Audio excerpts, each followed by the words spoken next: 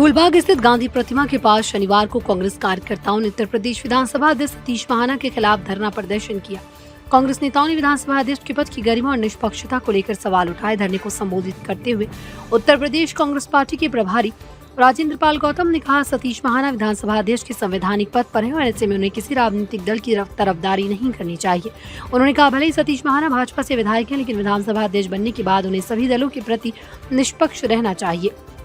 कांग्रेस कार्यकर्ताओं ने आरोप लगाया कि विधानसभा अध्यक्ष के पद पर रहते हुए राजनीतिक पक्षधरता उचित नहीं। बीजेपी सरकार गुंडों की सरकार, उनकी सरकार में छात्रों सहित अनेक लोगों का उत्पीड़न हो रहा है। प्रदर्शन के दौरान कांग्रेस नेताओं और कार्यकर्ताओं ने नारेबाजी करते हुए अपनी नाराजगी जाहिर की और विधानसभा अध्यक्ष से निष्पक्ष भूमिका निभाने की मांग की।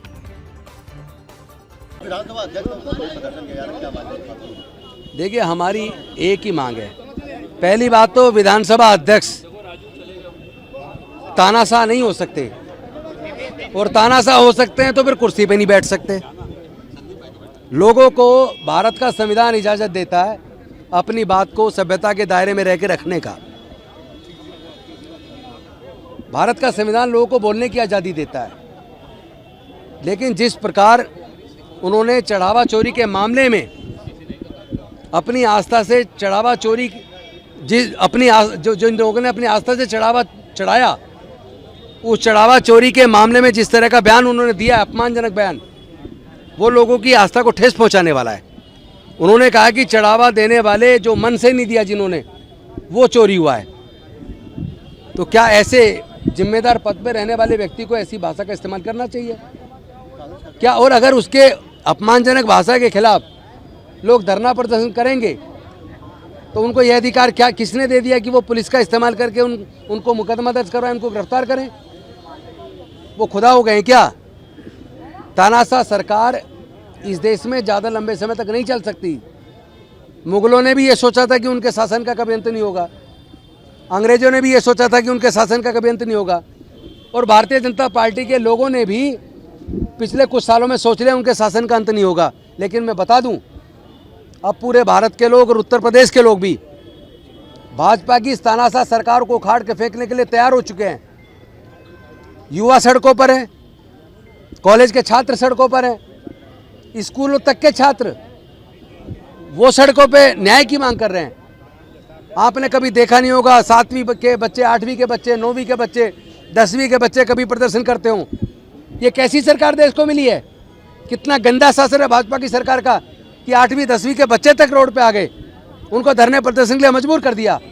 इस सरकार ने शिक्षा व्यवस्था को ठप कर दिया। आज विधानसभा सचिवालय ने एक प्रमुख सचिव ने एक आदेश जारी किया है कि विधानसभा अध्यक्ष जो अध्यक्ष है उनके खिलाफ कोई सोशल मीडिया पर अभद्र टिप्पणी करेगा तो उसके ऊपर नहीं, अभद्र टिप्पणी बदतमीजी करने पे कार्रवाई हो, लेकिन क्या आप लोगों की बोलने की आज़ादी छीन लोगे? क्या आपको सर्टिफिकेट मिला आप जो मर्जी बोल दें? आप किसी का भी अपमान कर दें, कैसा भी बयान दे दें? भारतीय जनता पार्टी के लोग जितने ज़्यादा नफरती बातें सोशल मीडिया पे लिखते हैं, लोगों को गालियां देते हैं, हिंदू मुसलमान करते रहते हैं, क्या उन पर मुकदमा दर्ज नहीं होगा? क्या उनके खिलाफ कोई आदेश निकला है इस सरकार के द्वारा? ये नफरती सरकार है। उत्तर प्रदेश के लोग नफरत नहीं चाहते, मोहब्बत चाहते हैं।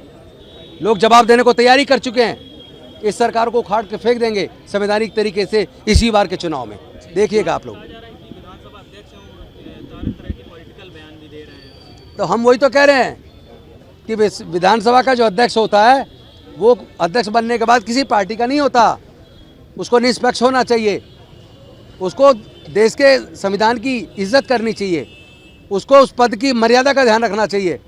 लेकिन जिस तरह उनके बयान आते हैं जैसे पॉलिटिकल पार्टी का कोई छोटा सा कार्यकर्ता हो, उन्होंने उस पद की गरिमा को गिराया है, उनको तो इस्तीफा दे देना चाहिए अपने पद से। संविधान की प्रतियों का आप कहाँ से किसने सुन लिया? आपने कहाँ विरोध कर रहे हैं? हम तो ये कह रहे हैं जो हमारा 1937 में CWC ने जो पास किया था प्रस्ताव, जिसमें गांधी जी, सुभाष चंद्र बोस जी, नेहरू जी, मौलाना आज़ाद जी, सरदार पटेल जी, तमाम देश के महान नेता जिन्होंने आज़ादी का आंदोलन लड़ा, सालों साल जेल में रहे, और जिन्होंने ये लिखा उन्होंने भी सबने सहमति दी कि सिर्फ 2 शुरू के स्टेंजा पढ़े जाएंगे। तो हम तो आज भी उन्हीं को पढ़ रहे हैं।